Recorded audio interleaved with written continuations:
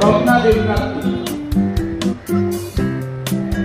দেখতে এসেছে, শুনতে এসেছে, বানিয়াদি সম্পর্কে তার বার্তা নিতে এসেছে। তাদেরকে আমরা অন্তরের অন্তঃস্থল থেকে বলে দিই শুভেচ্ছা অভিনন্দন জানাই। পৃথিবীর একটা অদ্ভুত শব্দ আছে, শক্তিশালী শব্দ আছে, সেটা হচ্ছে মা।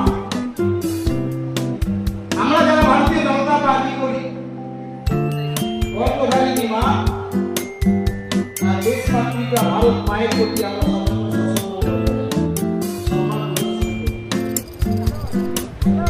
রত্না দেবনাথ মাননীয় বিধায়িকা সেদিন আমাদেরকে ডাকলেন।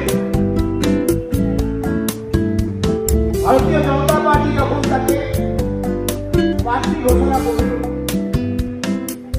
আমরা শুধুমাত্র ভারতীয় জনতা পার্টির প্রতীকটা দেখি।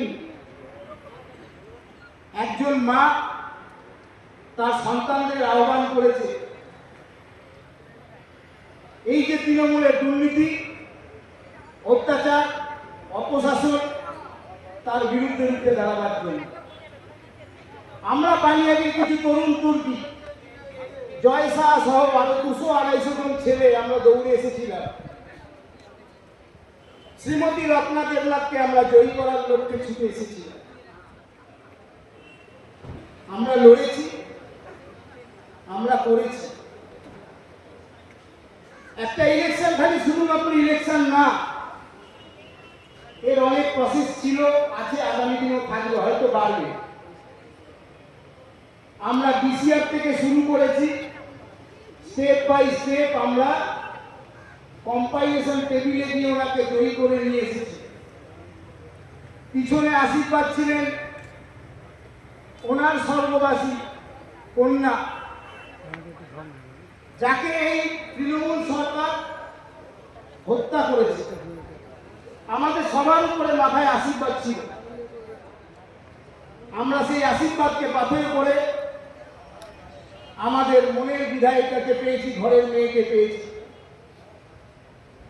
25 বছরের একজন জগদ্দল পাথরকে আমরা উপরে ফেলে দিয়েছি। আমরা চাইলে পারতাম তার বাড়ির প্রতিটা ইট খুলে নিতে, কিন্তু ভারতীয় জনতা পার্টি সেই ভাষা শেখায়নি, আগামী দিনেও শেখাবে না।